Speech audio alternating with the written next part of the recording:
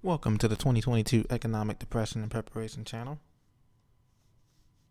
I'm your host, Tony. Thank you for joining me once again on this edition of March 8, 2022, this Tuesday edition.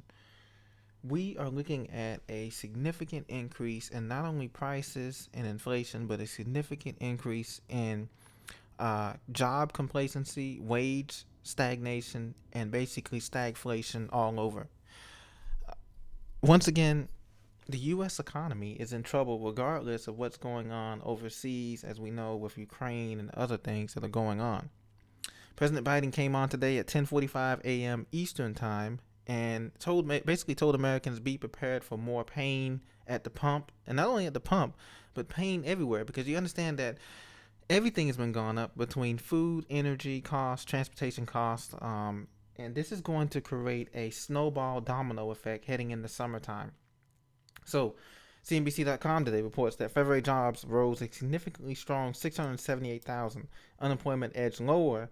They said it edged lower while wages are flat. So, we have a situation here where the markets are pricing in all of these changes, these rate hikes that are supposed to be coming at the end of the month. This quarter basis, 25-point basis rate hike. But that's like, what is that going to do, ladies and gentlemen, when we have inflation, real inflation, running at over 15%?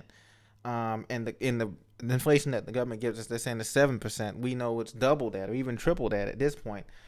And you can expect that wages will continue to flatline. And everywhere you go, you've seen these signs from fast food restaurants to bus drivers to all kind of commercial buildings now hiring, $15 an hour, whatever, $16 an hour, now hiring signs.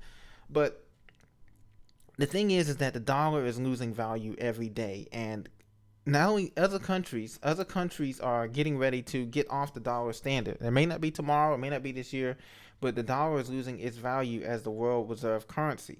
And this was at stake here, and this is why everything is coming to a halt, if you will. Expect gas prices. I'm gonna go ahead and predict it now. Expect gas prices to hit $5.50 a gallon for national average. That's right. It's gonna be above $5.50 a gallon for national average by the end of this month. Oil is gonna top $165 to $170 a barrel by the end of this month. And the inflation is going to continue. And even if they stop the battle of the offensive in Russia and Ukraine, the Nasdaq and Dow are on their way down. But it's more than just the stock market here. As you can see, that everybody's predicting the recent bounces, dead cat bounces that's been going on with the stock market. And we know that that's going to be the case. But we see here AAA's national average as of today, as of today, was $4.17. Now this is even in the rural areas and areas in the South where you think it would be cheaper. Even their areas, Alabama, Mississippi, are running at almost $4 a gallon now. South Carolina, same thing. Tennessee, almost $4 a gallon. Even in places where you normally traditionally would get cheaper gas. And you can expect not only gas prices to rise, but a lot of these states have gas taxes, like Pennsylvania, New York, New Jersey. You guys know about that. You can expect your taxes on your gas, your property taxes, your land tax, your everything, utility taxes is going to be going up significantly. So get prepared for that, ladies and gentlemen. We're not out of the woods yet. This is going to be an ongoing battle going on this whole year between energy costs. As you can see, this is from the CPI, this CPI index from the government here. Energy rose 27%. And this is just as of January 2022. We're in March now, so it's raised. Energy's gone way up. So somebody's making a lot of money. President Biden also warned of price gouging. There's going to be price gouging on these pumps.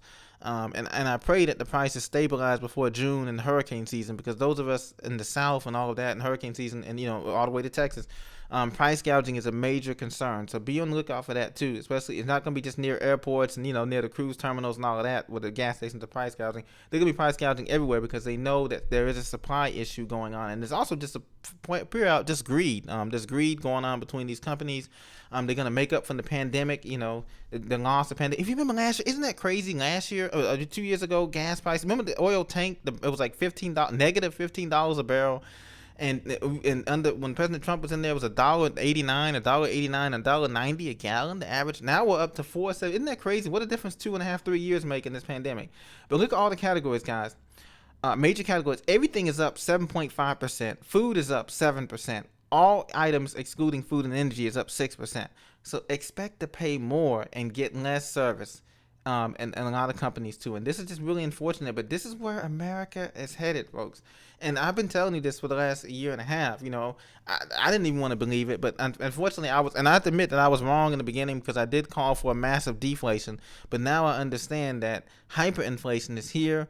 There will be a massive deflation, but by that time, in the next 4 years or so, all the money, all the excess money will be out of the system, and so no one will have any real money besides, of course, the top upper 1% to buy up all these assets that are gonna fall. Remember, we haven't gone through the housing crash or the credit crash. Those two biggest things is gonna be have yet to be unraveled yet in this economy, and that's coming. That is coming. The housing bubble market and the credit market. What I mean by credit is once the banks start tightening up credit cards, tighten up lending, that's going to be absolutely brutal to this economy. At the same time, the Federal Reserve is going to continue to raise rates, but they're not going to raise it high enough, obviously, because inflation is at a all-time high. So just be prepared for that. Now, what you need to do is to be prepared more is start transitioning into hard tangible goods. You know, I used to say gold, silver, and crypto, those are good, but you need hard tangible goods right now. You need land, paid off cars, paid off houses, paid off anything. Like if you have even things that are going to be barterable items, okay, because you're not going to be able to get these in the future in the grocery stores. You already see the grocery stores are thinning out now. Any grocery store, you go to Winco, you go to, I don't know, you go to Albertsons, you go to Sam's, Costco, BJ's, you name it. They're thinning out and having the employees box it out so it looks like it's full. You guys have seen it. So get what you can now and be prepared, because we're in this thing for the long haul. Like I said, the last Great Depression lasted 10 to 12 years. This one could be a 15-year depression easily, and it's worldwide. So there's nowhere to run, but we can be prepared. We can come together as a community and make a difference. I'll be back with more information a little bit later this week. I just want to touch base with you. Thank you for staying with me during this time. Be sure to subscribe to Preach to Me and tell all your friends to subscribe, because we're really getting into the fourth inning or fifth inning of this crunch time of this economic collapse in America and yeah, even the world in some parts. So be blessed, everyone. I'll talk to you very soon. Thank you very much.